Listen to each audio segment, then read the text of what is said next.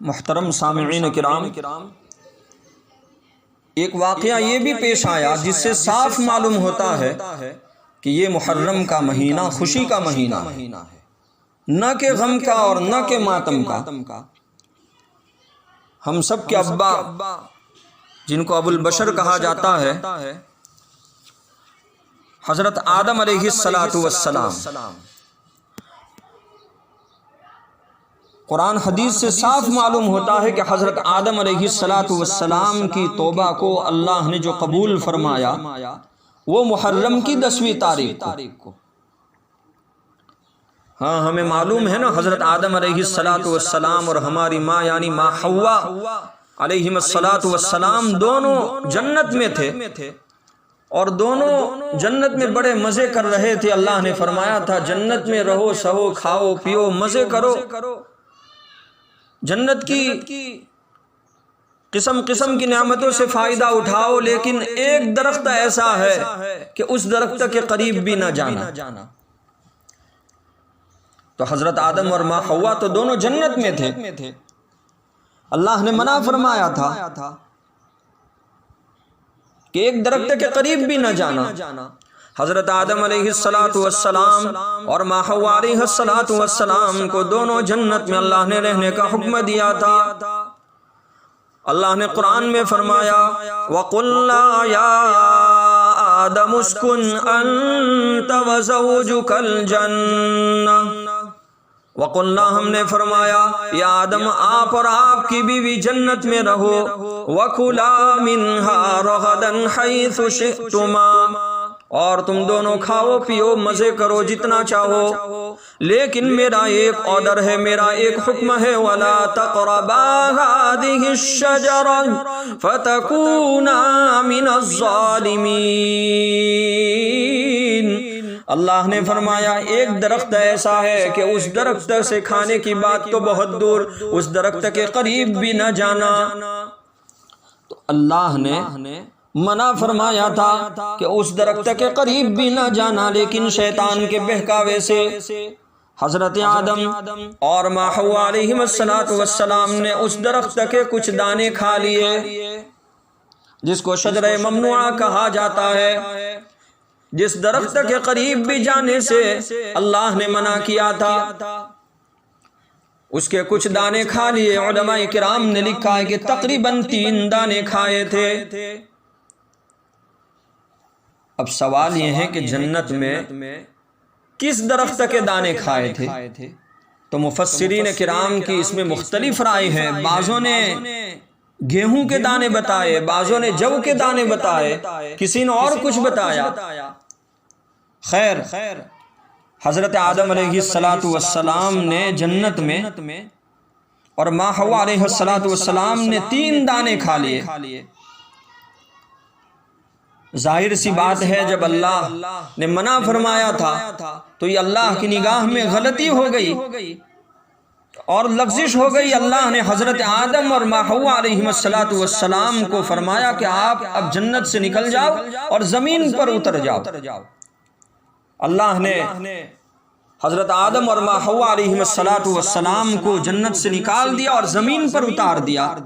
قرآن میں اللہ نے فرمایا اسی بات کو وَقُلْ اهْبِطُوا بَعْضُكُمْ لِبَعْضٍ عَدُوٌّ وَقُلْ اهْبِطُوا بَعْضُكُمْ لِبَعْضٍ عَدُوٌّ۔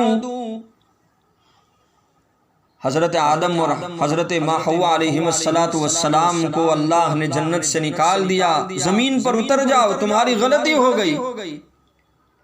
تو دونوں کو اللہ نے الگ الگ کر دیا، جنت سے الگ کر دیا اور زمین پر اتار دیا۔ ان دونوں سے غلطی ہو گئی۔ اب جب غلطی ہوئی ہے تو اللہ سے معافی مانگنے لگے، توبہ کرنے لگے۔ یہ دونوں اللہ سے معافی مانگتے رہے۔ علماء نے لکھا ہے اللہ کے سامنے روتے رہے، 300 سال تک روتے رہے، 300 سال تک معافی مانگتے رہے، اللہ کے سامنے دعا کرتے رہے، یا اللہ آپ کا حکم تھا کہ اس درخت کے قریب بھی نہیں جانا، یا اللہ ہم نے غلطی سے اس کے کچھ دانے کھا لیے، اللہ آپ ہمیں معاف فرما دیجئے، یا اللہ ہم نے اپنی ذات پر بڑا ظلم کیا ہے۔ خیر 300 سال تک روتے رہے، اللہ کے سامنے معافی مانگتے رہے، توبہ کرتے رہے، توبہ کرتے کرتے معافی مانگتے مانگتے علماء کرام نے لکھا ہے کہ حضرت آدم علیہ السلام کی زبان سے ایک جملہ نکل گیا کہ اللہ مجھے محمد کے صدقے میں معاف کر دے، مجھے محمد کے صدقے میں معاف کر دے۔ اللہ نے کہا یہ نام کس نے بتایا یا آدم؟ آپ کو یہ نام کس نے بتایا؟ حضرت آدم نے کہا کہ جب آپ نے مجھے پیدا کیا تو آپ کے عرش پر محمد لکھا ہوا تھا، آپ کے عرش پر محمد لکھا ہوا تھا۔ میں سمجھ گیا کہ یہ کوئی بڑی ہستی ہے جس کا خدا کے بعد اگر کسی کا درجہ ہو سکتا ہے تو انہی کا ہو سکتا ہے۔ اللہ نے فرمایا اس کی تو مجھے لاج رکھنا ہی پڑے گا، اللہ نے فرمایا اس کی تو مجھے لاج رکھنا ہی پڑے گا، مجھے معاف کرنا ہی پڑے گا۔ اللہ نے فرمایا اے آدم ایک دعا ایسی بتاتا ہوں، میں معاف تو کر ہی چکا لیکن اس دعا کی برکت سے میں تجھے نبی بھی بنا دوں گا۔ اللہ نے فرمایا میں نے معاف تو کر ہی دیا محمد کے صدقے میں، لیکن ایک دعا ایسی بتاتا ہوں کہ جس سے تو نبی بن جائے گا اور میرا مقرب بندہ بن جائے گا۔ اللہ نے فرمایا یہ آدم ایک دعا ایسی بول رہا ہوں، ایک دعا ایسی بتا رہا ہوں کہ اس دعا کی برکت سے قیامت تک جو بھی انسان، جو بھی میرا بندہ اس دعا کی برکت سے معافی منگے گا میں اس کی معافی کو قبول کروں گا، میں اس کے گناہوں کو معاف کر دوں گا۔ وہ دعا یہ ہے ربنا ظلمنا انفسنا، یہ ہمارے رب ہم نے اپنی ذات پر ظلم کیا، ربنا ظلمنا انفسنا وان لم تغفر لنا، اگر آپ نے ہمیں معاف نہیں کیا، وترحمنا اور ہمارے اوپر رحم و کرم کا معاملہ نہیں فرمایا، لتکونن من الخاسرین، ربنا ظلمنا انفسنا وان لم تغفر لنا وترحمنا لنکونن من الخاسرین،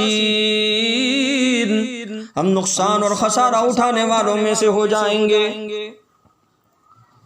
اللہ نے فرمایا یا آدم اس دعا کی برکت سے میں تجھے نبی بھی بنا دوں گا، اور یا آدم یہ دعا ایسی ہے کہ اس دعا کی برکت سے میں تجھے معاف بھی کر دوں گا، لیکن یاد رکھ یہ معافی صرف تیری معافی نہیں بلکہ قیامت تک تیری نسل میں جو بھی یہ دعا کرے گا میں اس کو معاف کر دوں گا۔ جب حضرت آدم علیہ السلام جو ہمارے ابا ہوتے ہیں، ابا کی معافی ہو گئی تو ہماری معافی ہوگی کہ نہیں ہوگی؟ ضرور بھی ضرور ہوگی۔ حضرت آدم علیہ السلام کی معافی ہوئی اس دعا کی برکت سے، حضرت آدم علیہ السلام کو اللہ تعالیٰ نے اس دعا کی برکت سے نبی بنایا اور قیامت تک کے لیے معافی کی اور اللہ کے سامنے مغفرت کی ایک دعا مل گئی۔ تو سب ذرا زور سے بولو کہ یہ مہینہ خوشی کا مہینہ ہوا یا غم کا مہینہ ہوا؟ تو یہ محرم کا مہینہ خوشی کا ہوا، نہ کہ غم اور ماتم کا۔ ارے مسلمانوں، ماتم اور غم تو مردوں پر کیا جاتا ہے، جو انسان مر جاتا ہے اس کے اوپر ماتم کیا جاتا ہے۔ ہمیں تو معلوم ہے کہ حضرت حسین شہید ہوئے اور قرآن کہتا ہے جو شہید ہوتا ہے وہ زندہ ہے، تو ہمارا تو ایمان ہے کہ حضرت حسین تو زندہ ہے۔ روزانہ جنت کا دسترخوان لگایا جاتا ہے، جو ماتم کرتے ہیں، کالے کپڑے پہنتے ہیں، تعزیے نکالتے ہیں، پنجے گاڑتے ہیں، وہ حضرت حسین کو نعوذ باللہ مردہ سمجھتے ہیں۔ علماء نے لکھا کہ وہ حسینی نہیں ہے اس لیے کہ ان کی سوچ قرآن کے خلاف ہو گئی۔ ہمارا تو ایمان ہے، ہمارا تو عقیدہ ہے کہ حضرت حسین شہید ہے اور جو شہید ہوتا ہے وہ زندہ ہے۔ معلوم ہوا کہ حضرت حسین زندہ ہے اپنی قبروں کے اندر، اسی بات کو اللہ نے قرآن میں فرمایا وَلَا تَقُولُوا لِمَن يُقْتَلُ فِي سَبِيلِ اللَّهِ أَمْوَاتٌ بل احیاء ولکن لا تشعرون۔ اللہ نے دوسرے ایک پارے میں ارشاد فرمایا وَلَا تَحْسَبَنَّ الَّذِينَ قُتِلُوا فِي سَبِيلِ اللَّهِ أَمْوَاتًا۔